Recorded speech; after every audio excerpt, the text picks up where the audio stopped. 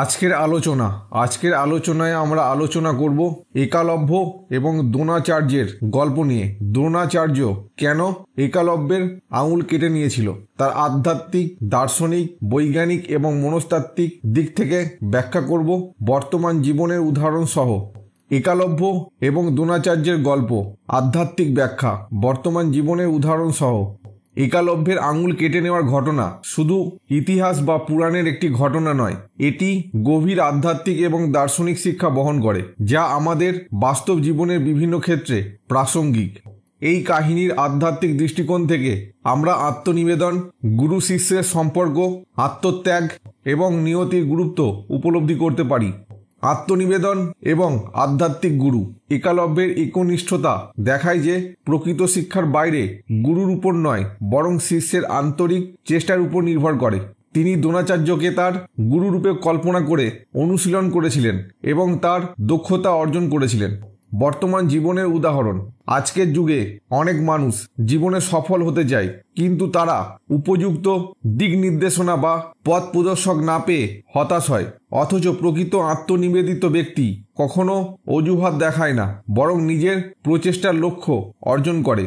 যেমন একজন স্বশিক্ষিত ব্যক্তি আজ ইন্টারনেটের মাধ্যমে বিভিন্ন দক্ষতা অর্জন করতে পারে, যেমন প্রোগ্রামিং, ডিজাইন বা সঙ্গীত শিক্ষা। ঠিক যেমন একলব্য স্বশিক্ষায় পারদর্শী হয়েছিলেন। আত্মত্যাগ ও নম্রতা। একলব্য নিঃস্বার্থভাবে গুরুদক্ষিণা দেন, যদিও দ্রোণাচার্য তাকে আনুষ্ঠানিকভাবে শিষ্য হিসেবে গ্রহণ করেননি। এটি দেখায় যে প্রকৃত ভক্তি বা শ্রদ্ধা শর্তহীন হয়। বর্তমান জীবনের উদাহরণ।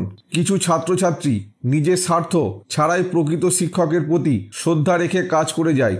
যেমন একজন গবেষক তার গুরুর কাজকে সম্মান জানিয়ে নিজেকে উৎসর্গ করেন। এছাড়াও একজন প্রকৃত নেতা বা কর্মচারী তার কোম্পানির উন্নতির জন্য ব্যক্তিগত লাভের চিন্তা না করে কাজ করে যায়, যা আত্মত্যাগের একটি উদাহরণ। গুরু শিষ্যের সম্পর্ক ও পরীক্ষার ধারণা। গুরু শুধু শিক্ষা দেন না, তিনি শিষ্যকে পরীক্ষা করেন, কখনো কঠিন পরিস্থিতির মুখোমুখি করান, যাতে শিষ্যের প্রকৃত শক্তি প্রকাশ পায়। বর্তমান জীবনের উদাহরণ। বিখ্যাত ক্রীড়াবিদ, শিল্পী বা বিজ্ঞানীদের দিকে তাকালে দেখা যায় তাদের শিক্ষকরা কঠিন প্রশিক্ষণের মধ্যে দিয়ে তাদের পারদর্শী করে তোলেন। একজন গুরু বা পরামর্শদাতা কখনো শিষ্যকে কঠিন চ্যালেঞ্জের মধ্যে ফেলতে পারেন, যাতে তিনি প্রকৃত শিক্ষালাভ করেন। যেমন একজন মার্শাল আর্ট গুরু তার শিষ্যকে কঠোর প্রশিক্ষণের মাধ্যমে গড়ে তোলেন। ঠিক যেমন দ্রোণাচার্য একলব্যের পরীক্ষা নেন। ন্যায়, অন্যায় এবং সামাজিক কাঠামো। একলব্য ছিলেন দক্ষ, কিন্তু সমাজের প্রচলিত নিয়মের কারণে তিনি সরাসরি দ্রোণাচার্যের শিষ্য হতে পারেননি। এখানে দেখা যায় যে সমাজের কাঠামো মাঝে মাঝে প্রতিভাকে স্বীকৃতি দিতে দেরি করে। বর্তমান জীবনের উদাহরণ। আজকের সমাজেও এমন উদাহরণ আছে যেখানে প্রতিভাবান মানুষ সুযোগ পায় না, কিন্তু একলব্যের গল্প আমাদের শেখায় যে আসল শক্তি নিজের মধ্যে লুকিয়ে থাকে এবং আত্মনিবেদন ও কঠোর পরিশ্রম করলে সমাজের সীমাবদ্ধতাও অতিক্রম করা যায়। স্টিভ জবস, এডিসন বা এমন অনেক উদাহরণ আছে যারা প্রচলিত শিক্ষা ব্যবস্থার বাইরে থেকেও নিজেদের জ্ঞানের জগৎ তৈরি করেছেন। নিয়তি ও কর্মফল। দ্রোণাচার্য একলব্যের আঙুল কেটে নিলেও এটি একলব্যের প্রতিভাকে মুছে দিতে পারেনি। তার আত্মনিবেদন, ধৈর্য এবং আত্মত্যাগ তাকে চিরস্মরণীয় করে তুলেছে। বর্তমান জীবনের উদাহরণ। কখনো কখনো জীবনে কিছু জিনিস আমরা হারাই, কিন্তু যদি আমাদের পরিশ্রম এবং সাধনা সত্য হয়, তাহলে আমরা অন্যভাবে সফল হতে পারি। যেমন একজন খেলোয়াড় যদি দুর্ঘটনায় তার পেশা হারিয়ে ফেলে, তবে সে কোচ বা ট্রেনার হয়ে অন্যদের অনুপ্রাণিত করতে পারে। একলব্যের কাহিনী শুধুমাত্র এক ধনুর্বিদ্যার শিক্ষার্থী ও গুরুর সম্পর্কের গল্প নয়, এটি আত্মনিবেদন, আত্মত্যাগ এবং জীবনের কঠিন বাস্তবতাকে মেনে নিয়ে এগিয়ে যাওয়ার শিক্ষা দেয়।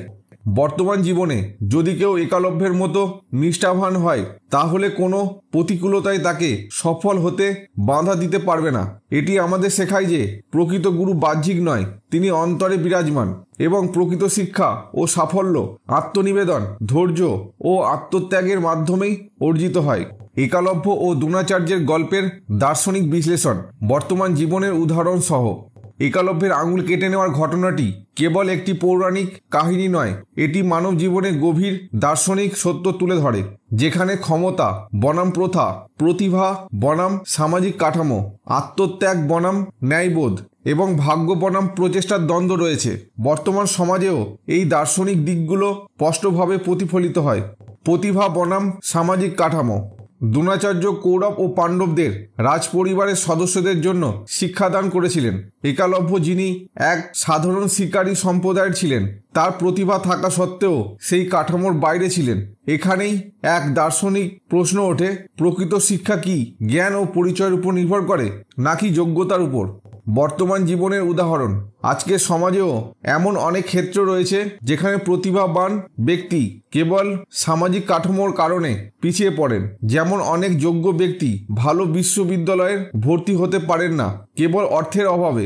আবার কিছু প্রতিষ্ঠানে পরিবার বা রাজনৈতিক সংযোগ না থাকলে উচ্চ পদে পৌঁছানো কঠিন হয়। তবে একলব্যের মতোই অনেকে আত্মনির্ভরশীল হয়ে সফলতার শিখরে পৌঁছান। স্টিভ জবস, বিল গেটস বা ভারতের ডক্টর এপিজে আব্দুল কালামের মতো ব্যক্তিত্বরা সমাজের প্রচলিত কাঠামোকে অতিক্রম করে সফল হয়েছেন।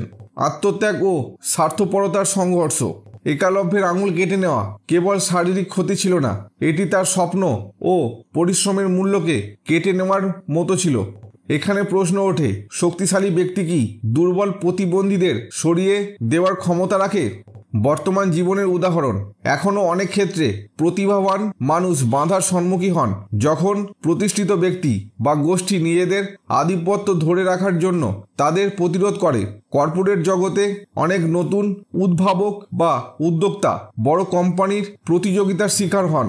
উদাহরণ, নতুন স্টার্টআপ কোম্পানিগুলো বড় প্রতিষ্ঠানগুলোর একচেটিয়া বাজার নীতির কারণে টিকে থাকতে পারে না। তবে দার্শনিকভাবে একলব্য আমাদের শেখায় যে প্রকৃত আত্মত্যাগ কখনোই বৃথা যায় না। তার নাম আজও স্মরণীয়। যেখানে দ্রোণাচার্যের এই কাজ বিতর্কের জন্ম দিয়েছে। ন্যায় বিচার বনাম সুবিধাবাদিতা। দ্রোণাচার্য যদি সত্যিকারের ন্যায়পরায়ণ হতেন তবে তিনি একলব্যের প্রতিভাকে স্বীকৃতি দিতেন, কিন্তু তিনি অর্জুনের শ্রেষ্ঠত্ব রক্ষা করতে চেয়েছিলেন। এখান থেকে প্রশ্ন ওঠে, ন্যায় বিচার কি সর্বদা ব্যক্তিগত স্বার্থের ঊর্ধ্বে থাকতে পারে? বর্তমান জীবনের উদাহরণ। আজকের বিশ্বে আমরা দেখি অনেক সংস্থা ও প্রতিষ্ঠান নিজেদের স্বার্থ রক্ষার জন্য ন্যায় বিচারকে অগ্রাহ্য করে। উদাহরণ, মিডিয়া বা রাজনীতিতে আমরা প্রায়ই দেখি কিভাবে নতুন গোষ্ঠী বা ব্যক্তিরা নিজেদের ক্ষমতা বজায় রাখার জন্য অন্যদের সুযোগ কেড়ে নেয়। তবে সত্যিকারের ন্যায় বিচারিক ব্যক্তিরা এই সীমাবদ্ধতা অতিক্রম করতে পারেন। মহাত্মা গান্ধী বা মার্টিন লুথার কিং জুনিয়রের মতো নেতারা অন্যায়ের বিরুদ্ধে দাঁড়িয়ে সমাজের কাঠামো পরিবর্তন করেছেন।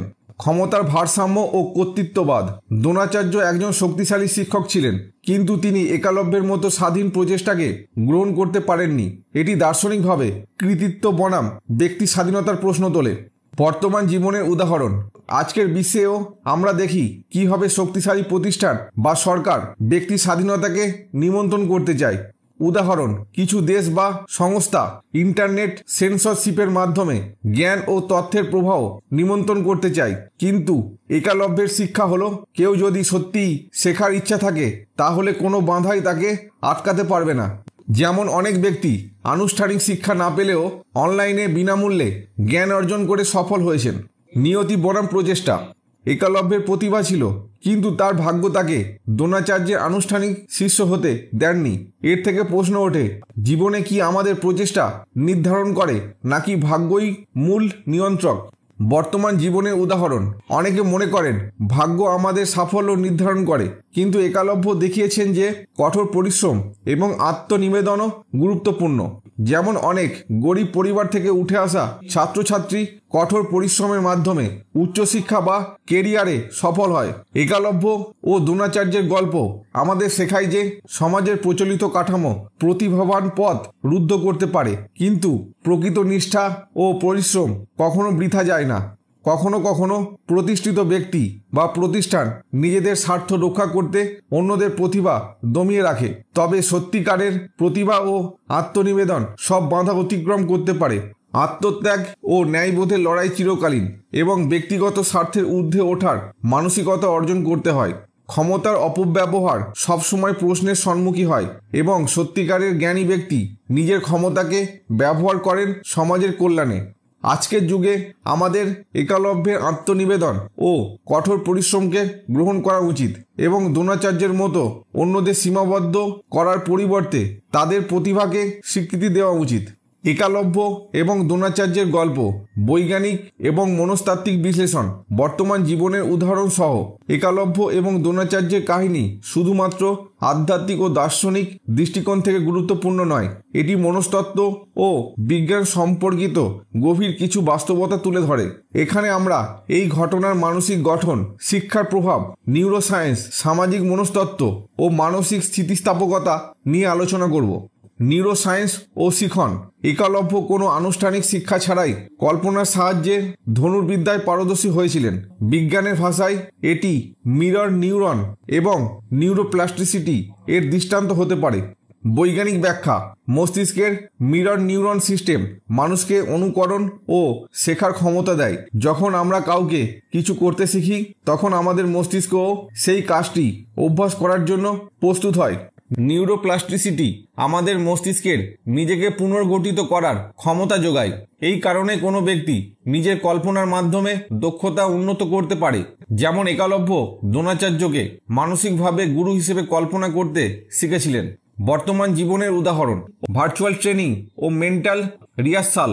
পাইলট, অ্যাথলেট বা মিউজিশিয়ানরা কল্পনার মাধ্যমে অনুশীলন করে দক্ষতা অর্জন করেন। গবেষণায় দেখা গেছে একজন পিয়ানো বাদক শুধুমাত্র কল্পনার অনুশীলন করেও বাস্তব দক্ষতা বৃদ্ধি করতে পারেন। নিজে নিজে শেখা। আজকের যুগে অনেক মানুষ ইউটিউব ভিডিও দেখে বা অনলাইনে গবেষণা করে নতুন কিছু শিখতে পারে, যেমন প্রোগ্রামিং, ডিজাইন বা ভাষা শেখা। এটি একলব্যের শিক্ষা পদ্ধতি আধুনিক রূপ। মনোবিজ্ঞানের দৃষ্টিকোণ, সামাজিক বৈষম্য ও আত্মপরিচয়। একলব্য সমাজের নিম্ন শ্রেণীর ছিলেন বলে দ্রোণাচার্য তাকে আনুষ্ঠানিকভাবে শিক্ষা দিতে চাননি।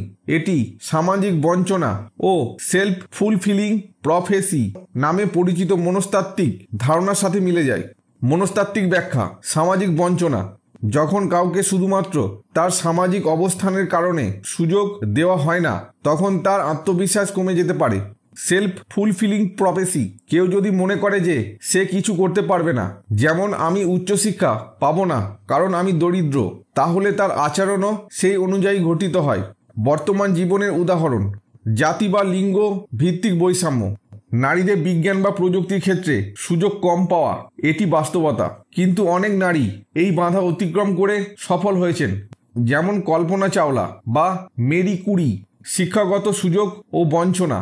অনেক দরিদ্র ছাত্র অর্থের অভাবে ভালো শিক্ষা পায় না, কিন্তু আত্মপ্রেরণা থাকলে তারা অনলাইনে বা নিজের প্রচেষ্টায় সফল হতে পারে। আত্মত্যাগ ও মানসিক স্থিতিস্থাপকতা। একলব্য যখন তার আঙুল কেটে দেন তখন তিনি ব্যথায় মানসিক অনুভূতি ও মানসিক শক্তি প্রদর্শন করেন। মনস্তাত্ত্বিক ব্যাখ্যা, পেন টলারেন্স ও গ্রিড। ব্যথা সহ্য করার ক্ষমতা এবং কঠোর পরিশ্রম চালিয়ে যাওয়ার মানসিক শক্তি একলব্যের মধ্যে ছিল। Prepared mind. একলব্য মানসিকভাবে প্রস্তুত ছিলেন যে গুরু যা চাইছেন তিনি তা দেবেন। তাই আঙুল কেটে দেওয়া তার কাছে আত্মত্যাগের প্রতীক ছিল, কোনো শান্তি নয়। বর্তমান জীবনের উদাহরণ, অ্যাথলেটদের আত্মত্যাগ। অলিম্পিক ক্রীড়াবিদরা অনেক শারীরিক ব্যথা সহ্য করে কঠোর অনুশীলনের মাধ্যমে সাফল্য অর্জন করেন। উদ্যোক্তাদের পরিশ্রম। অনেক সফল উদ্যোক্তা দীর্ঘদিন কষ্ট করে আর্থিক ক্ষতির সম্মুখীন হলেও তাদের লক্ষ্যে স্থির থাকেন। সাইলেন্ট জিনিয়ার ও পরোক্ষ প্রতিদ্বন্দ্বিতা। একলব্য প্রকাশ্যে প্রতিদ্বন্দ্বিতা করেননি, কিন্তু তার দক্ষতা দ্রোণাচার্য ও অর্জুনকে চ্যালেঞ্জের মুখে ফেলে দেয়। মনস্তাত্ত্বিক ব্যাখ্যা, ইম্পোস্টার সিনড্রোম। প্রতিভাবান ব্যক্তিরা অনেক সময় মনে করেন যে তারা যথেষ্ট যোগ্য নন। একলব্য কখনো সরাসরি দ্রোণাচার্যের বিরুদ্ধে দাঁড়াননি, যা আত্মবিশ্বাসের ঘাটতির ইঙ্গিত হতে পারে। Inferiority complex. নিচু শ্রেণী থেকে আসা অনেক প্রতিভাবান ব্যক্তি সমাজে স্বীকৃতি পেতে লড়াই করেন। বর্তমান জীবনের উদাহরণ, নতুন উদ্যোক্তা বনাম বড় কোম্পানি। ছোট স্টার্টআপ কোম্পানিগুলো বড় প্রতিষ্ঠানের সাথে সরাসরি প্রতিযোগিতা করতে পারে না, কিন্তু তারা নিজেদের সৃজনশীলতাকে কাজে লাগিয়ে সফল হয়। আন্ডারডগ সাফল্যের গল্প। যেমন অনেক স্বশিক্ষিত ব্যক্তি প্রতিষ্ঠিত শিক্ষা ব্যবস্থার বাইরে থেকেও বড় সফলতা অর্জন করেছেন। একলব্যর গল্প থেকে আমরা যে বৈজ্ঞানিক ও মনস্তাত্ত্বিক শিক্ষা পাই, নিউরোসায়েন্স, কল্পনার মাধ্যমে শেখার ক্ষমতা, সামাজিক তত্ত্ব, বৈষম্যের শিকার হলেও আত্মপ্রেরণার মাধ্যমে সাফল্য অর্জন করা সম্ভব, মানসিক স্থিতিস্থাপকতা, আত্মত্যাগ ও মানসিক দৃঢ়তার মাধ্যমে কঠিন পরিস্থিতি অতিক্রম করা যায়, পরোক্ষ প্রতিযোগিতা, প্রতিভাবানরা সরাসরি প্রতিদ্বন্দ্বিতা না করেও নিজেদের দক্ষতা প্রমাণ করতে পারেন। বর্তমান বিশ্বে সাহস, অধ্যবসায় ও মানসিক শক্তি থাকলে কোনো বাধাই আসলে বড় হয়ে দাঁড়াতে পারে না। এটি একলব্যের জীবন আমাদের শিখিয়ে যায়। আজকের আলোচনা এখানে শেষ হলো।